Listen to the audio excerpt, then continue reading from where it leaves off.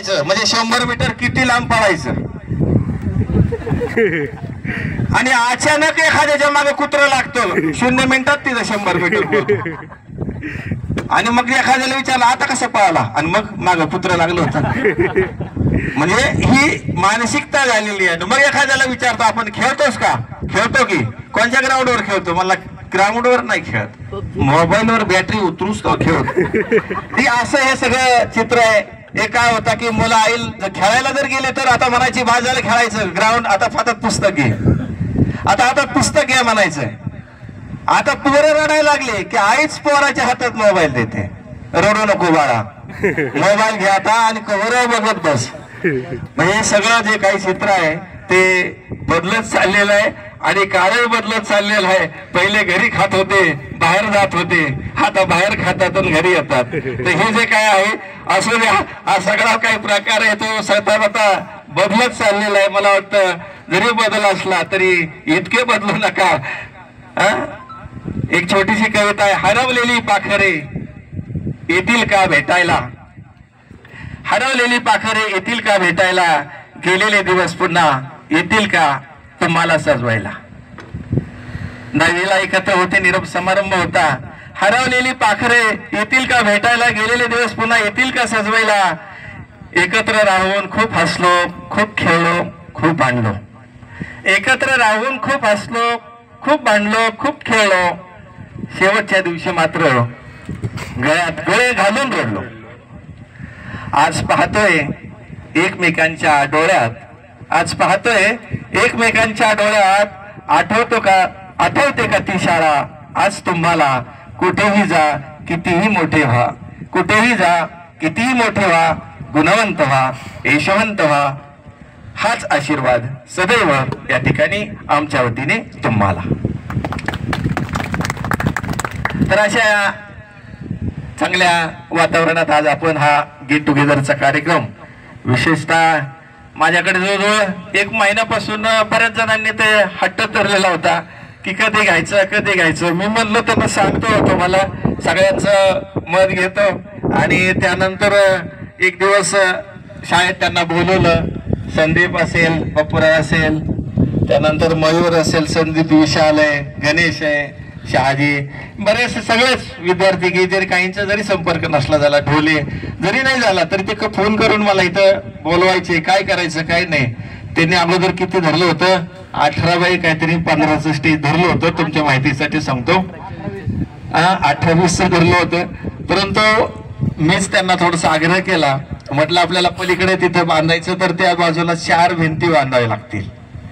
मग एक काय करावं, तुमचं जे काही बजेट आहे त्या बजेटमध्ये थोडंसं वाचू आणि अंतर थोडंसं वाढवू. नाही ते झालं आम्हाला माहिती आहे का नाही.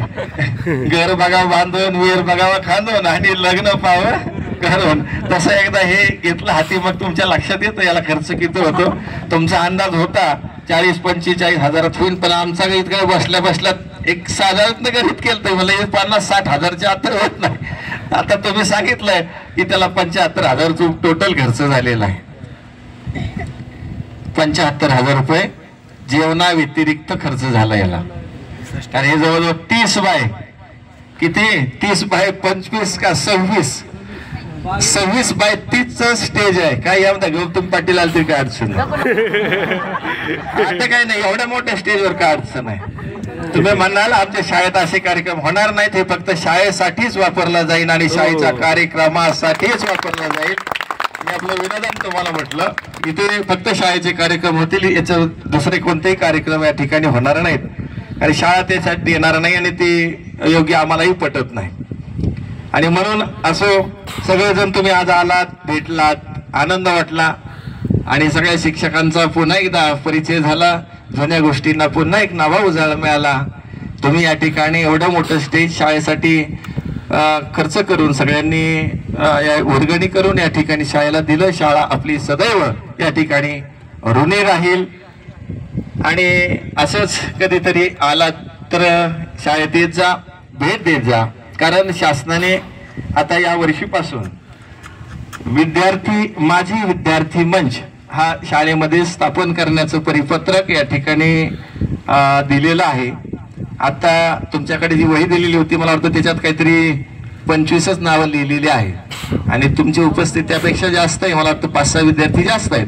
तर माझी विनंती आहे की त्यांचं कोणाचं नाव त्याच्यामध्ये राहिलं असेल तर त्या वहीमध्ये या ठिकाणी आपण नोंद करा आणि आम्ही जे काही आम्हाला माजी विद्यार्थी मंच स्थापन करायचं आहे त्याच्यामध्ये आम्ही जे काही 7 मुलं मुली त्याच्यामध्ये घ्यायचे ते आम्ही घेऊ.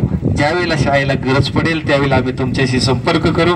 त्यावेळेला अशाच पद्धतीनं एक दिवस शाळेत आयुष्यातले सगळे दिवस असेच चाललेले आहेत परंतु एक दिवस जसं आपण म्हणतो ना की लय महत्वाच्या कामासाठी घालतो तसाच एक महत्वाचा दिवस ज्या शाळेत आपण घडवलं, ज्या शाळेत आपण लहानाचे मोठे झालो, ज्या शिक्षकांच्या मार्गदर्शनाखाली आपण घडलो त्यांच्यासाठी एखादा दिवस ज्या दिवशी शाळेचा कार्यक्रम असेल त्या दिवशी आम्ही त्या कार्यक्रमाच्या निमित्ताने आपल्याला आमंत्रित करू. सगळ्यांना तरी त्या ठिकाणी आम्हाला आमंत्रित करता आलं नाही पण तुमचे काही प्रतिनिधी म्हणून आम्हाला या ठिकाणी आमंत्रित करावं लागतील. त्या दिवशी मात्र आपण आवर्जून या ठिकाणी आमचा सन्मान स्वीकारण्यासाठी उपस्थित राहाल अशा प्रकारची अपेक्षा व्यक्त करतो. आणि या ठिकाणी या गेट टुगेदरसाठी आम्हाला बोलवलं, आमचा आदर सन्मान केला.